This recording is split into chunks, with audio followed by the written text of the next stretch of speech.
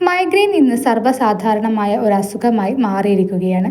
നമ്മുടെ ജീവിതശൈലിയിലും ജോലിയിലും സ്ട്രെസ്സിലുമെല്ലാമാണ് മൈഗ്രെയിന് പ്രധാന കാരണമായി ആരോഗ്യ വിദഗ്ധർ പറയുന്നത്. അസഖ്യമായ വേദനയാണ് മൈഗ്രെയിൻ ഉണ്ടാക്കുക.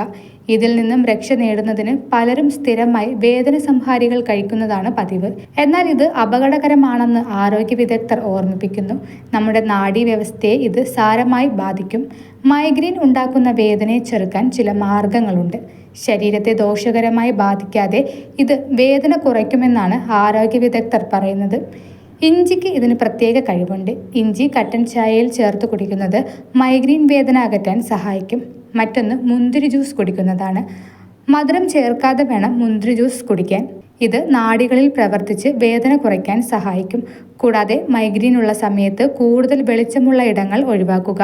വെളിച്ചത്തിൽ ഇരിക്കുന്നത് വേദന വർദ്ധിക്കുന്നതിന് കാരണമാകുമെന്നും ആരോഗ്യ വിദഗ്ധർ ഓർമ്മിപ്പിക്കുന്നു.